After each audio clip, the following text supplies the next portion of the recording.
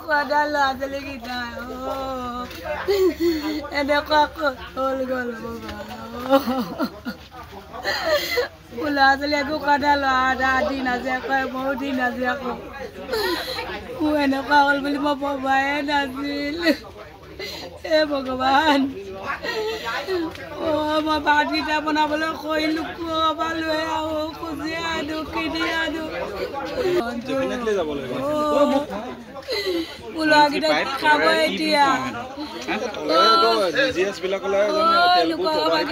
নমস্কাৰ। এয়া আজি ৰাতিপুৱা প্ৰায় 4:30 বজাত ঘৰৰ ভিতৰত মই গ'লোঁ পাকঘৰলৈ। পাকঘৰ গৈ জুই ধৰিব ধৰিছোঁ, তেলৰ গোন্ধ পালোঁ। অখনতে কিফালে ঘূৰি চাইছোঁ, ডাঙৰ গাঁত এটা দেখি পালোঁ। হৰকৈ বহি গ'ল মাটিখিনি বহি গ'ল। এতিয়া মানুহক খবৰটো দিলোঁ।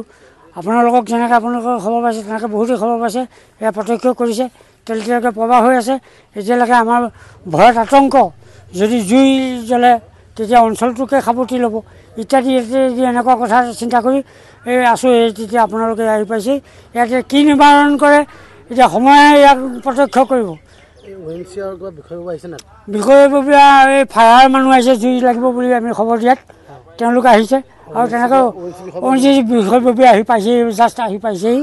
তেওঁলোকে চাইছে কি কৰিছে, তেওঁলোকে কৰিব। তাৰপাছত মোৰ নাম কৃষ্ণ দাস। হয়, ঘটনাটো ৰাতিপুৱা 4:30 বজাতে উঠি মানে অলপ শব্দ এটা শুনিছোঁ আৰু আমাৰ পাকঘৰত গৈ পিনি চাহ বনোৱাৰ সুবিধা কৰিছিল। শব্দটো উঠিলে তাৰপাছত ঘূৰি চাইছে, দেখিছে যে এটা প্ৰকাণ্ড মহাগাত। তাৰ চাইছোঁ যে তেল এইবিলাক। তাৰপাছতে মানুহলৈ খবৰ দিলোঁ, ওচৰ পাজৰ মানুহ খবৰ দিলোঁ, প্ৰত্যক্ষ কৰি চাইছে এইটো তেল হয়। এতিয়া ডিপাৰ্টমেণ্টৰ মানুহ আহিছে, ফায়াৰ আহিছে, যেনে আপোনালোক আহিছে যেনে খবৰ খাতি পায়। আপোনালোকে প্ৰত্যক্ষ কৰিছে, এই প্ৰত্যক্ষ কৰি তেলৰ প্ৰবাহ দেখিছে। এতিয়াও বকাই আছে, যিকোনো সময়তো জুই জ্বলাৰ সম্ভাৱনা আছে। সেইকাৰণে আমি এতিয়ালৈকে খোৱাৰো আমাৰ মুস্কিল হৈ গৈছে। যিহেতু আপোনাৰ বহুত অনিষ্ট অনিষ্ট মানে কিমানখিনি অনিষ্ট আপোনালোকে প্ৰত্যক্ষ কৰিছে। ঘৰে দুৱাৰৰ পৰা আদি কৰি, শৌচ পচাৰৰ পৰা আদি কৰি, এই কল বন আদি কৰি আপোনালোকৰ ফিচাৰীটো মাছটো আৰু বৰবাদ কৰি দিলে, চেছ।